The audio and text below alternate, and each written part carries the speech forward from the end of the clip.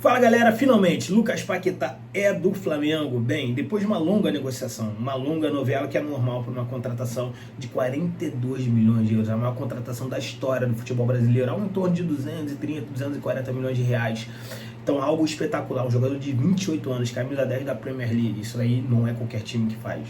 Na América do Sul, posso dizer que é de forma inédita que isso acontece. Trabalho espetacular da diretoria do Flamengo.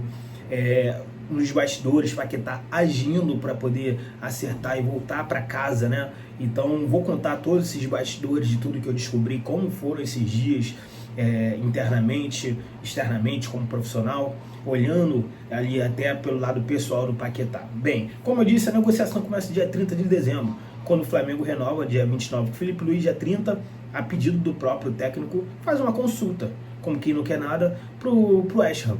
E ele escuta que não vai liberar o jogador e, se quisesse, teria que pagar algo em torno de 58 milhões de euros. Por quê? Esse valor era algo que o Tottenham estava cogitando em pagar. O Chelsea também entrou nessa negociação, gostaria de contar com o Lucas Paquetá, né, durante aí a Premier League.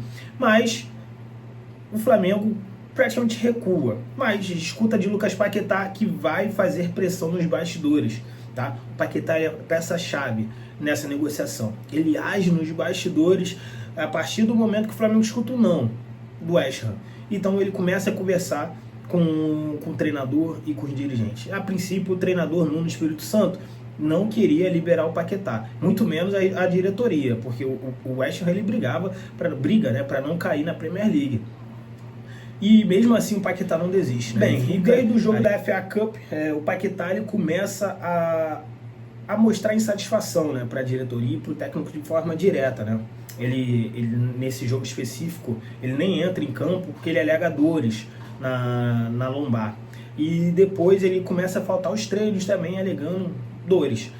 Depois ele é direto, ele comparece de 2 semanas para cá, a partir ali da metade de janeiro para cá, ele começa a faltar os treinos e conversar diretamente com o diretor do clube e com o técnico. Ele diz que ele não tem mais cabeça para poder atuar pelo West Ham, ele fala que ele não quer mais jogar, teve um clássico contra o Tottenham que ele fala que não vai jogar diretamente, alega dores que todo mundo sabia que não estava sentindo nenhuma dor.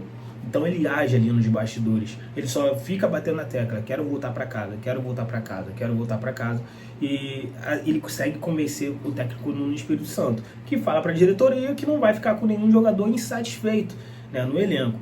Então o Flamengo consegue avançar nas negociações. O valor que era de 58 milhões de euros cai para 45. E mesmo assim o Flamengo acha o valor alto, né? Mas tenta convencer ali em forma de parcela. E o Flamengo ele arrisca pagar 35 milhões mais 5 de bônus. Algo que, claro, o West Ham nega a oferta. O Flamengo volta ali a negociar, conversa nos bastidores, retorna de férias.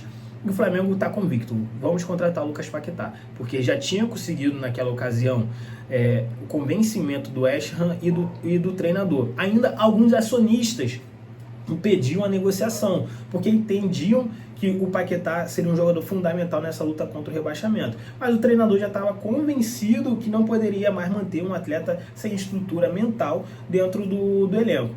Então o Flamengo ele se reúne mais uma vez até chegar na proposta de 41 milhões de euros de forma fixa, sem metas, sem nada. Já se tornaria a maior contratação da história do futebol brasileiro. Paquetá se empolga internamente, ele de fato ele fica mais ansioso do que todos os torcedores juntos. Ele assiste os jogos do Flamengo, ele só fala do Flamengo, ele veste a camisa do Flamengo, ele é muito flamenguista. E o Felipe Luiz também pede para a diretoria do Flamengo esticar a corda para poder conseguir essa contratação. Então o Flamengo consegue chegar no valor de 42 milhões de euros, né? Que no caso, ontem à noite, ajustar a fórmula de parcelamento e assim envia a proposta aceita pelo West Ham. Então, a gente tem 3 peças aí importantes: Lucas Paquetá pela pressão, Felipe Luiz pela pressão da diretoria e Boto e a diretoria do Flamengo, que faz ali toda a estrutura, engenharia financeira para poder chegar nesses valores que agradaram ao West Ham, que claro que vai aceitar para poder contratar mais jogadores em busca dessa luta contra o rebaixamento. Também tem um time, né? O West Ham ele consegue emplacar 3 vitórias seguidas sem o Paquetá. Então os torcedores já começam a falar, pô, então o problema era ele. e pede a liberação do Paquetá para poder de fato reforçar com outros jogadores.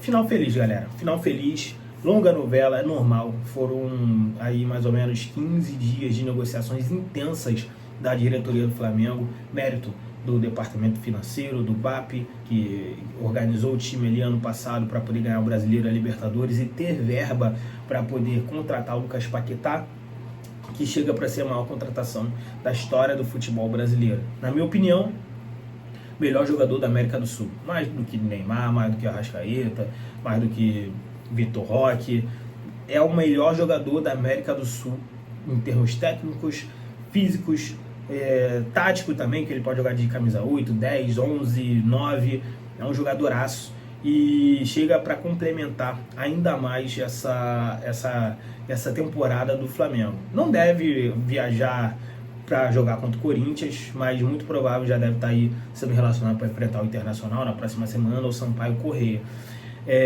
Internamente, a diretoria do Flamengo enxerga essa contratação com um potencial de marketing grande pelo movimento do Lucas Paquetá nas redes sociais, um jogador da cria do Ninho, um jogador que tem essa conexão com a torcida, né, do funk, da favela. Então tem essa coisa deixada pelo Gabriel, né, o Gabigol, que ele era um torcedor dentro de campo, a torcida, a criançada gostava muito dele, boneco, desenho, o Flamengo explorava muito essa imagem do Gabigol, que por mais que tenha o Arrascaeta e o Bruno Henrique é diferente, o Paquetá ali chega para preencher esse espaço novamente.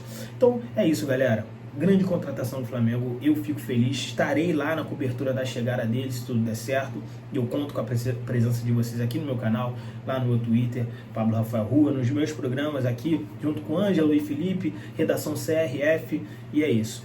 Todo detalhe, horário de chegada, ele deve chegar nesta quinta-feira por volta de 6h30 da manhã. Eu vou confirmar esse horário ainda, eu prometo. Número de camisa, ainda tem coisas da negociação que a gente é chato, então a gente vai descobrir todos esses detalhes para vocês, valeu? Segue aí o canal, tamo junto!